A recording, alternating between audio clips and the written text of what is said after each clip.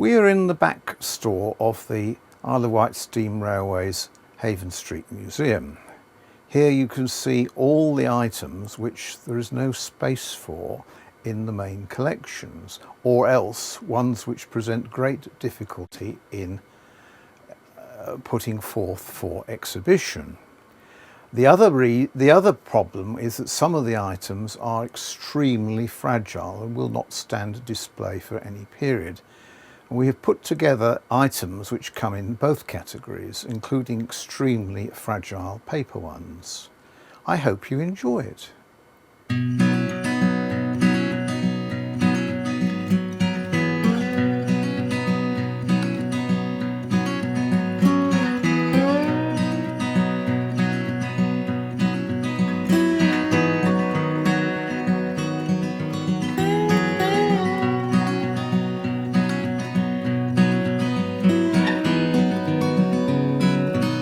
A relic of the Ryde Pier tramway is this notice of closure. The tram just survived the end of steam, but the electric trains enabled the tramway to be dispensed with.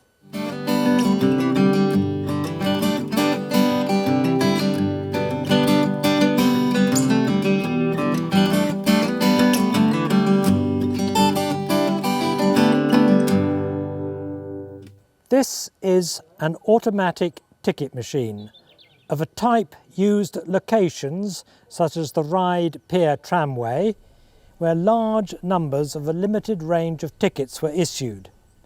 In places where smaller numbers were issued, simpler racks were employed.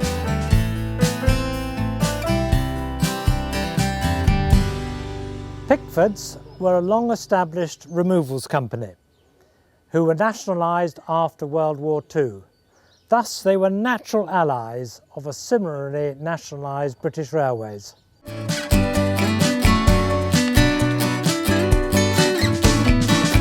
One of the problems of building railways was that they bisected large tracts of land and access was needed from one side to another.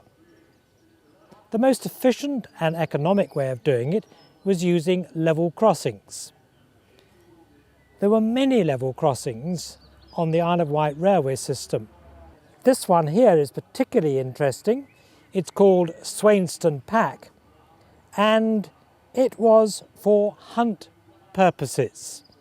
This register, which dates from 1936, is a detailed survey by the Southern Railway of all the level crossings on the Isle of Wight.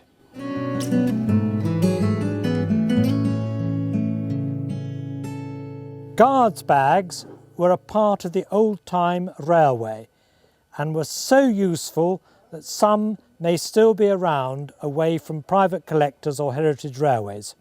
All manner of things were stowed in them, from flags to notepads or sandwiches to tins of detonators.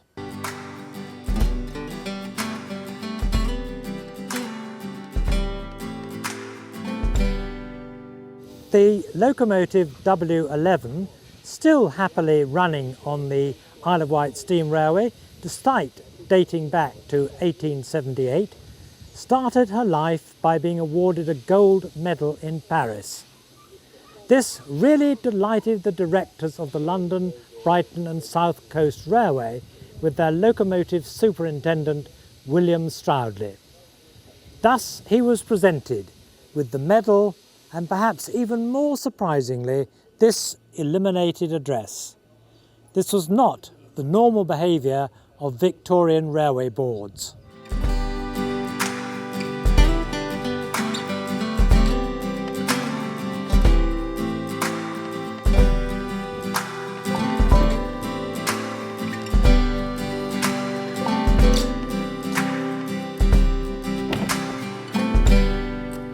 Destination boards of this type were introduced by the Southern Railway, and their use continues on the Isle of Wight Steam Railway today. They were, and they are, mounted on the sides of guards' vans. The colours used were varied over the years.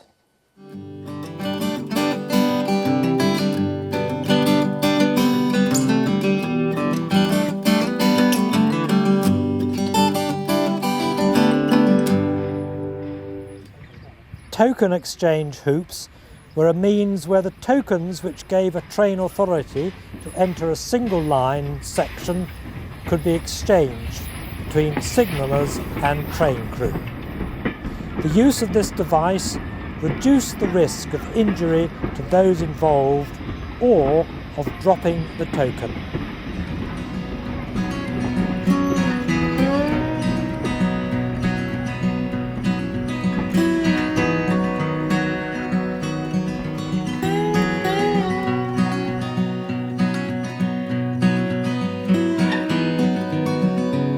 The Isle of Wight Steam Railway does not display fake railway honour knowingly in its museum, but fakery is a steadily increasing problem. Collectors need to be cautious.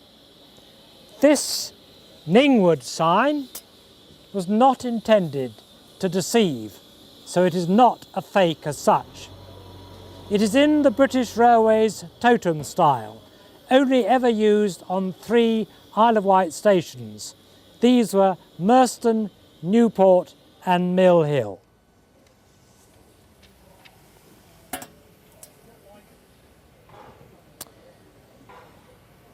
With the medical effects of smoking now so well known, it is surprising to realise that cigarettes could be so readily obtained from machines in railway stations by people of all ages.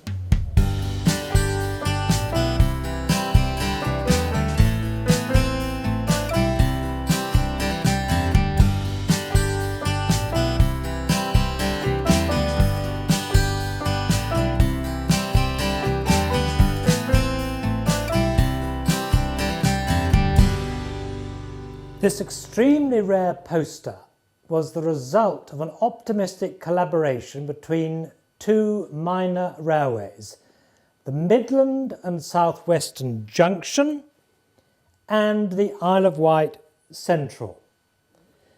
The latter was very much the junior partner of the pair and had found its associate line to Ventnor an enormous disappointment. The lines on the mainland were mostly controlled by the Midland Railway. This poster is very fragile, hence the wooden battens, just to keep it straight while it's filmed. The poster arrived at the railway in a very poor condition, having been tightly rolled up, and it has been carefully conserved by a local paper conservator.